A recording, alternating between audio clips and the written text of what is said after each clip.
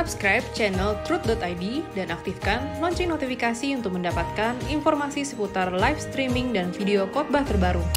Posisi tombol subscribe berada di kanan atas channel kami dan jangan lupa nyalakan loncengnya.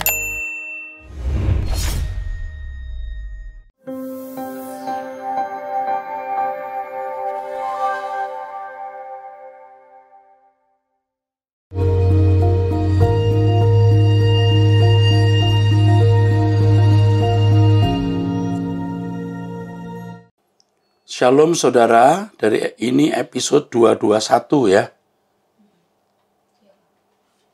Dari pria usia 32 tahun, 0856444660 dan seterusnya.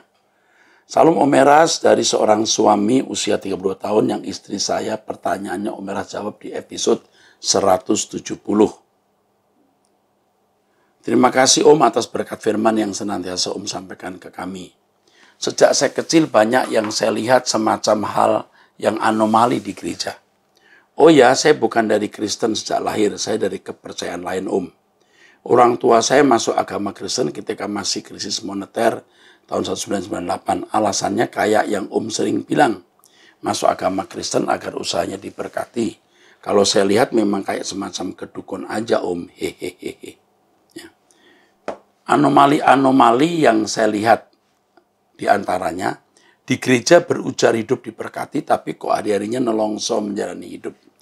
2, ketika di mimbar ada pendeta menyampaikan firman, lalu saya merasa kok firmannya duniawi dan kayak ekosentris ya. Oleh mama saya disuruh diam malahan Om. Ini pinter nih orang. Jadi ketika 2014 ketemu khotbah-khotbah Om Eras, kayak tidak banyak resisten dari dalam diri saya.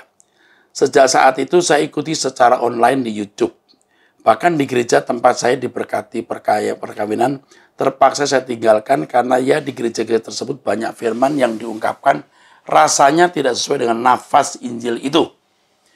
Serta sering ayat firman dipakai untuk dukungan pola pandang pendeta. Ini namanya bukan eksegesis, tapi esegesis. Memasukkan pikiran ke dalam Alkitab, bukan mengangkat ayat Alkitab keluar. Saya cuma jemaat biasa di sana tidak punya pengaruh, jadi bebas. Serta Bapak Gembalanya sempat bertanya kepada saya, kok tidak pernah muncul? Lalu saya bilang, saya ikut Om Eras dan orangnya mempersilahkan. Saya ikut Om Eras dan orangnya mempersilahkan. Gini Om, ketika Om bilang kita harus mengampuni, saya setuju banget Om. Karena saya juga menjalani. Yang agak mengganjal adalah frasa harus mutlak melupakan kesalahan orang tersebut. Hal ini bukanlah perlu dipandang detail ya Om. Tuhan Yesus mengampuni bahkan juga melupakan. Itu dalam konteks si manusia harus berubah. Tanpa berubah si manusia tidak akan dipandang berkenan. Betul ya Om? Betul. Jadi kalau saya katakan melupakan itu artinya kita tidak mempersoalkan. Tidak mempersoalkan. Tetapi terhadap orang yang pernah berbuat salah, kita harus lebih berhati-hati. Kalau dia pegawai, dia korupsi, ya harus, kalau dia korupsi sekali, kasih peringatan. Kalau supaya perusahaan tidak menjadi rusak gara-gara presiden buruk itu, dia harus dipecat. Dipecat itu bukan berarti tidak melupakan loh.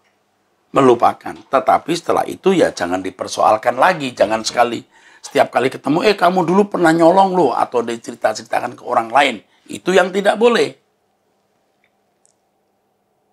Suami selingkuh, diampuni. Udah kan? Jangan dikit-dikit, ingat nggak dulu tuh? Nggak boleh. Tetapi suami harus dijagain, jangan melakukan hal yang sama lagi. Kalau kita sesama manusia mengampuni orang lain 100% itu setuju. Konteks melupakan ini yang harus pas. Kita tidak boleh ingat kesalahan orang. Agar kita tidak terus-terus marah dan sakit hati. Saya setuju banget. Tapi bukankah kita tidak bisa memaksa semua orang lain tersebut berubah Om? Oh ya nggak maksa. Kalau orang tidak mau ya nggak apa-apa. Ini contohnya ya Om. Bukanlah kemutlakan. Misalnya ada mertua jahat sama menantu. Si menantu awalnya tidak tahu. Tapi ketika dijahati karena awal-awal yang berasa sakit juga. Tapi dia mengampuni sang mertua. Karena dia tahu mertuanya tidak bijak, dia maklum. Kalau misal si menantu melupakan total, sementara si mertua tidak berubah, apakah si menantu tidak naif? No. Melupakan bukan berarti kita tidak berubah sikap. Kita harus bijak, cerdas seperti ular, tapi tulus seperti merpati. Misalnya menantu melupakan total. Kita itu kan manusia nggak bisa lupa. Misalnya pernah ada orang pukul anak kita. Kita nggak bisa bilang, lupa. Nggak bisa, ingat terus. Artinya melupakan, tidak mempersoalkan lagi. Mertua jahat. Ya, kita mengampuni, jangan mempersoalkan, artinya jangan membalas kejahatan dia dan mempercakapkannya kepada orang. Tetapi berantisipatif. Apakah si menantu tidak naif? Ya, naif tidaknya tergantung sikap hatinya. Kalau datang ke rumah mertua berkata, selamat pagi, papi, apa kabar, pi? Ya tulus saja, nggak ada munafik, karena memang harus begitu kan anak. Jangan, selamat pagi, pi, sehat, pi? Terus Anda bilang dalam hati, setan kamu, tua-tua goblok. Nah, itu jahat. Berarti Anda tidak melupakan. Apakah sebenarnya itu salah kalau dia tidak marah? Lagi, kalau terhadap orang tua, marah kita beda loh. Kita marah, tapi marah kita beda. Tapi dia menyesuaikan sikap dia kepada sang mertua agar tidak timbul masalah. Betul. Menyesuaikan demi tidak timbul masalah. Itu betul. Ini sudah benar sekali. Tetapi apakah itu naif? Ya tergantung motif kita. Kalau motif kita jahat, kita menyesuaikan sikap kita hanya karena supaya bisa mendapat warisan, supaya sekedar tidak timbul masalah saja sudah salah. Kita menyesuaikan diri karena kita mau menyelamatkan dia. Nah, ini tergantung sikap hati. Jadi naifnya tergantung sikap hati. Contoh lain, misalnya ada satu jalan, ada preman yang tukang palak. Lalu ada orang baru di daerah itu lewat. Dia dipalak hingga terpaksa memberikan uangnya. Apakah dia harus melupakan kejadian itu dan lewat jalan yang lain? Yang apakah kejadian itu dan lewat jalan yang sama? Oh enggak, jangan lewat jalan yang sama. Kalau perlu dia harus lapor polisi. Lapor polisi bukan tidak melupakan loh. Supaya dia tidak menjati orang lain dan Anda sebagai warga negara yang baik harus lapor polisi. Tetapi hati-hati kalau menghadapi preman begini, lapor polisi jadi masalah. Jangan. Anda kan sekali Anda kasih, udah saya cuma punya uang segini, kasih. Besok lagi jangan dong. Nah, saya tidak tahu bagaimana cara menghadapi karena 1000 preman 1000 cara menghadapi. Kan itu lucu om kalau diulangi dengan naif, ya jangan lewat situ. Kalau perlu Anda datang ke polisi. Kalau perlu Anda temuin orang tuanya. Kalau perlu Anda minta tolong orang untuk kasih tahu, jangan dong, jangan palak saya udah orang susah. Kasih tahu dia dong, aku teman kamu, bisa. 1000 preman 1000 cara mengatasinya. Melupakan artinya ingat, tidak membalas kejahatan dan tidak mempercakapkan terus kesalahan orang. Lihat kasusnya. Kalau tidak ada perintah apa-apa, kalau tidak ada perintah apa-apa, apakah tidak lebih baik kalau dia ingat peristiwa itu, dia tidak marah tapi ambil jalan lain? Oh iya, ambil jalan lain. Kalau perlu lapor polisi. Jadi jangan naif menangkap apa yang saya sampaikan. Nah, sip. Anda cerdas. Jadi konteksnya, bolehkah begini om? Kita harus mengampuni yang bersalah, harus tulus tapi juga harus smart agar tidak bersikap konyol. Nah, itu benar. Kan waktu saya khotbah tidak cukup waktu menjelaskan semua. Nah, dengan tanya jawab ini Anda memberkati banyak orang. Karena saya bisa menjawabnya.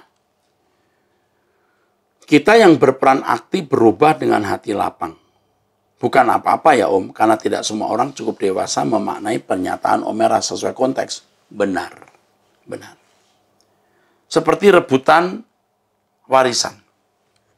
Kita bisa berkata, yaudah diambil, abang ambil aja bang. Tapi satu kali, enggak bang, aku harus punya bagian. Karena ini bagian yang memang untukku bagi Tuhan. Bisa, jadi lihat kasusnya. Lagi pula berapa jumlahnya? Oh jumlahnya besar sekali, tapi Anda sudah cukup. Ya udah kasih. Jumlahnya kecil, ya untuk apa dipersoalkan? Lihat konteksnya. Dan jangan lupa, ada satu kata yang juga harus ingat. Coram Deo. Artinya semua yang kita lakukan harus di dalam komando Tuhan. Mantap kamu ya.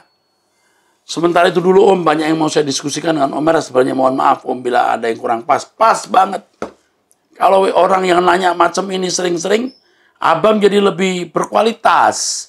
Kalau pertanyaannya berkualitas, jawabannya pasti berkualitas. 08 15 85 87. Seterusnya, pria usia 50 tahun, Serpong. Salam Pak Eras, puji syukur dan terima kasih sudah menjawab 2 pertanyaan saya sebelumnya. Sungguh sangat menjadi berkat dan pelajaran yang tak ternilai harganya. Saya ingin menanyakan mengenai Roma 7:13-15. Mohon pencerahannya dari Bapak. Apakah yang dimaksud di sini dosa sedemikian menguasai manusia dan mustahil dilepas sehingga Rasul Paulus menuliskan seperti itu? Dan apakah maksud dari ayat 25, syukur kepada Allah oleh Yesus Kristus Tuhan kita? Jadi dengan akal budiku aku melayani hukum Allah, tapi dengan tubuh insaniku aku melayani hukum dosa. Apakah Paulus dan murid-murid Tuhan Yesus pada waktu itu masih berbuat dosa? Terima kasih Pak Eras, Tuhan Yesus memberkati pelayanan Bapak, biar Bapak terus diberi hikmat oleh Tuhan dan diberi kesehatan yang baik. Puji Tuhan ya. Begini, kalimat yang mengatakan jadi dengan akal budiku aku melayani hukum Allah, tapi dengan tubuh insaniku aku melayani hukum dosa. Saya sudah pernah mengadakan PA mengenai hal ini, dan di dalam PA tersebut, saya menjelaskan panjang lebar. Tapi intinya begini, kalimat yang mengatakan jadi dengan akal budiku aku melayani hukum Allah, tapi dengan tubuh insaniku aku melayani hukum dosa. Jadi artinya begini, dengan akal budiku aku berusaha melakukan kehendak Allah, sementara aku masih dalam kodrat dosa. Nah itulah yang Anda katakan sebagai perjuangan yang luar biasa. Benar. Di dalam ayat itu dikatakan adanya 2 keinginan di dalam diri kita. Jadi aku berusaha melakukan kehendak Allah, sementara aku dalam kodrat dosa. Dan itulah perjuangan mengisi keselamatan atau mengerjakan keselamatan dengan takut dan gentar. Puji Tuhan. 0822 6865 dan seterusnya. Usia 16 tahun wanita dari Jambi. Salam Om Eras, di sini saya mau bertanya Om tentang penciptaan di kitab Kejadian. Saya penasaran Om karena waktu sekolah minggu dulu diceritakan bahwa alam semesta dan segala isinya diciptakan oleh firman Tuhan. Hanya manusia yang dibentuk secara langsung oleh tangan Tuhan. Tapi setelah saya baca-baca lagi, karena saya jadi bingung Om.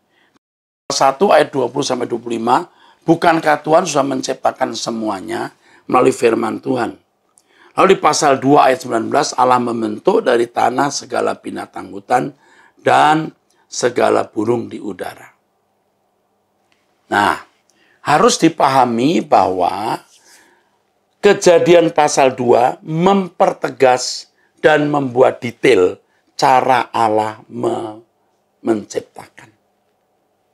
Jadi ketika Tuhan berfirman, sebenarnya di situ maksudnya bagaimana Allah menggunakan hikmatnya menciptakan langit dan bumi. Maka dikatakan dalam Yohanes pasal 1 pada mulanya adalah hikmat, logos, firman. Dengan hikmat Allah inilah Allah menciptakan. Apakah dengan tangan, apakah dengan cara lain, itu bukan masalah. Yang penting dengan firman, berfirmanlah Allah. Itu tidak boleh dipahami secara mitos, seakan-akan buktus langsung jadi. Belum tentu. Berfirmanlah Allah juga bisa memuat pengertian dengan hikmatnya dia menciptakan semua itu. Tentu ada proses. Maka kata hari, Yom, dalam Kejadian pasal 1, itu bukan berarti 24 jam, bisa berarti juga satu era, satu periode. Nah, sekali lagi Kejadian pasal 2 mulai dijelaskan secara detail.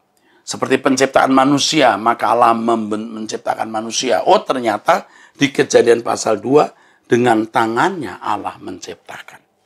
Itu. Yang saya tanyakan, Om, binatang itu sebenarnya diciptakan oleh firman atau dibentuk dari tanah, Om? Tidak menjadi masalah, sayang. Ya, tidak menjadi masalah. Itu hal yang namanya tidak prinsip atau minor issue, masalah minor. Apakah binatang dan burung yang dibentuk dari tanah itu hanya khusus yang di Taman Eden? Tidak. Yang sekarang ada, ini keturunan dari yang pernah diciptakan. Lalu di manakah Taman Eden sebenarnya, Om? Taman Eden mungkin pada mulanya ada di sekitar Iran. Di sana ada sungai Efrat dan Tigris. Sampai sekarang ada. Pison dan Gihon tidak ada. Nah itu mungkin lenyap, tertimbun atau bagaimana. Nah, seperti yang saya pahami, namanya Karen. Karen ya. Karen, saya sekarang sebut nama kamu karena ternyata bukan rahasia pertanyaanmu. Tadi belum saya sebut namamu karena saya takut itu rahasia. Gini Karen, kamu pinter banget. Umur 16 tahun sudah nanya begini. Om, itu jawaban Om, nanti kamu ulang-ulang dengarnya. Sebenarnya Taman Eden itu juga sebuah figuratif atau sebuah kiasan atau gambaran. Bukan satu tempat kecil terus ditutup pakai tembok. Bukan. Ya bumi inilah Taman Eden. Nah, kebetulan, saya pinjam kata kebetulan sayang, Adam dan Hawa ditaruh di sekitar Irak itu, di mana ada sungai Efrat dan Tigris. Ya, kamu dengar khotbahnya Om Eras di Truth ID, nanti kamu akan sering mendengar penjelasan-penjelasan seperti ini. Hanya itu yang saya bisa sampaikan di waktu singkat ini, sayang. Ya, Tuhan memberkati kamu, Karen. Oke, luar biasa nih Karen usia 16 tahun tanya begini. Oke. Dari seorang ibu usia 40 tahun di Lampung, 0812 7871 dan seterusnya. Salam Bapak Erasto, saya sudah mengikuti pembelajaran Bapak dari tahun 2015. Yang kala itu kakak saya yang di Jakarta mengirim CD-CD khotbah Bapak dan buku-buku karya Bapak. Di tahun 2017 dan awal 2018, saya ikut hadir di acara khotbah Bapak bertempat di GSG Pahoman, Lampung. Saya waktu itu berfoto dengan Pak Eras dan keluarga saya. Sampai saat ini saya masih mendengarkan khotbah-khotbah Bapak. Terima kasih Pak. Dengan kondisi seperti sekarang ini, saya semakin dikuatkan. Bahkan tahun kemarin saya buka usaha. Ditipu teman. Saya dan suami sudah mengikhlaskan. Ya memang sakit rasanya. Tapi dengan kebenaran-kebenaran Tuhan Yesus yang Bapak sampaikan, saya dan suami bisa mengampuni teman saya itu. Bahkan salah satu teman saya yang kena tipu pun, saya yang bisa membantunya dengan cara merintis usaha kuliner dari modal minus. Sekarang masih berjalan secara online. Dan saat ini saya dan suami sedang bergumul untuk mematikan keinginan daging dan menyerahkan diri sepenuh kepada Tuhan dalam hal pendidikan dan pekerjaan. Benar kata Pak Eras, dengan melepaskan keterikatan percintaan dunia, kita bisa lebih mendengar suara Tuhan dan lebih dekat kepadanya. Amin. Pak Eras, dalam hal ini saya dan suami sering diremehkan dan tidak dianggap karena tidak lolos dalam pendidikan tertentu dan tidak memiliki barang branded, apalagi melayani menyediakan atasan dengan uang dan berbagai fasilitas. Kami merasa untuk bertahan hidup saja sudah bagus. Kalau mau diremehkan ya tidak masalah. Seandainya tahun depan kami tidak lolos pendidikan lagi, hanya karena tidak bisa mengikuti arus dunia yang tidak sesuai hati nurani kami sudah belajar ikhlas alias merelakan saja. Saya salut Ibu. Ibu tepat. Kalau cara yang salah membuat kita berdosa, di kekekalan masuk neraka, untuk apa? Bagaimana menurut pendapat Pak Eras dengan sikap kami ini, Pak? Sudah benar banget. Jika berkenan, bolehkah? Oke. Saya konseling untuk beberapa hal mengenai kebenaran firman Tuhan, Pak. Saya merasa memerlukan banyak teman yang takut Tuhan untuk sharing beberapa hal menyangkut privasi kami, Pak. Terima kasih, Pak, untuk jawabannya. Jika dijawab, mohon diberitahu. Oke. Jadi, saya pernah bertanya oleh SMS, tapi belum dimuat pertanyaan saya, Pak. Oh. Saya pernah bertanya oleh SMS tapi belum dimuat pertanyaannya, Pak. Ini ya saya jawab. Ya. Oke. 08595485 dan seterusnya dari Jakarta. Namanya Fani, seperti nama anak saya. Salam Pak Eras, tak hentinya saya bersyukur dan berterima kasih jika Tuhan Yesus beri saya kesempatan untuk mendengar khotbah-khotbah Bapak melalui Truth ID. Banyak hal positif yang saya peroleh dari perubahan dalam hidup saya. Puji Tuhan, kiranya Tuhan Yesus pakai terus Pak Eras dan tim GSKI lebih dahsyat lagi dengan urapan yang tak terbatas. Suatu hari saya ingin bertemu dengan Bapak. Siap. Ya, saya tidak tahu berapa usianya, kalau di bawah masih muda, siap sayang. Ya, kalau wanita siap Bu. Oke. 08988438 dan seterusnya. Salam Pak, selamat. Pak, maaf saya mau bertanya. Lukas 13 ayat 1 sampai 5. Dalam dua ayat yang sama Tuhan Yesus mengucapkan kata-kata yang sama persis. Mohon pencerahannya Pak. Lukas 13 ayat 1 sampai 5 ya. Ulangi. Sangkamu orang Galilea lebih besar dosanya daripada semua orang, tidak? Oke, saya jawab. Maksud pengulangan kata itu untuk menegaskan supaya diperhatikan. Oke. Lukas 13 ayat 3 dan 5. Tidak kataku kepadamu, tapi jikalau kamu tidak bertobat, kamu semua akan binasa atas cara demikian. Tidak kataku. Ya, Tuhan mau menegaskan. Jadi kalau sampai diulang tuh, Tuhan menegaskan. Mengutamakan. Ya, kalimat itu. Oke. 08235925 dan seterusnya. Pria usia 34 tahun, Manado. Salam Pak Eras yang terkasih. Tuhan kiranya menyertai terus Pak Eras dan seluruh kru GSKI. Beserta keluarga dalam pelayanan Pak Eras di Truth ID. Bahkan di GSKI, saya pria 34 tahun dari Manado menikah dan mempunyai 2 orang bocah yang mengubah hidup saya menjadi kurang dekat dengan istri karena bocah-bocah ini. Loh. Tapi saya menemukan cinta yang baru Pak Eras, yaitu cinta kepada keluarga yang menuntut saya untuk lebih rendah hati dan selalu mengalah dalam segala keadaan demi keluarga kecil saya, sehingga saya bisa mencerminkan kasih Kristus melalui perbuatan saya. Wah, keren. Pertanyaan saya adalah, saya sering merasa tidak layak di hadapan Tuhan dan selalu saja ada momen di mana saya harus meninggalkan manusia lama saya yang membuat diri saya merasa kosong dan tiada arti setelah melalui hal tersebut. Nah, apakah kejadian saya ini bersangkutan dengan ayat di bacaan pagi, yaitu Lukas 5, 36, berapa? Oke, Lukas 5, 36 mengenai hal berpuasa. Tunggu. Anggur baru harus disimpan di kirbat baru. Anggur lama ya disimpan di kirbat lama. Jangan anggur baru dimasukkan kirbat lama, pecah itu. Kirbat itu tempat untuk menyimpan anggur terbuat dari kulit. Kalau sudah terlalu lama gampang koyak. Nah, ini ada benarnya dari saudara kita yang di Manado ini. Kebenaran-kebenaran yang Anda terima itu harus diterima dengan hati yang baru atau hati yang dibarui. Kalau masih pakai cara berpikir yang lama, Anda stres, tidak nyambung.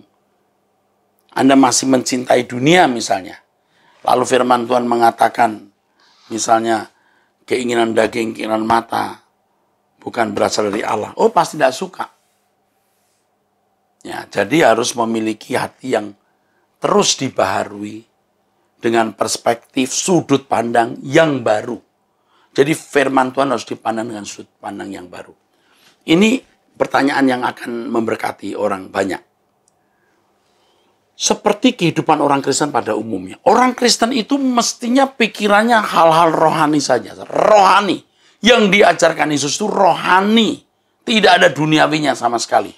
Tapi pendeta-pendeta hari ini mengutip ayat-ayat perjanjian lama yang standarnya itu umat perjanjian lama.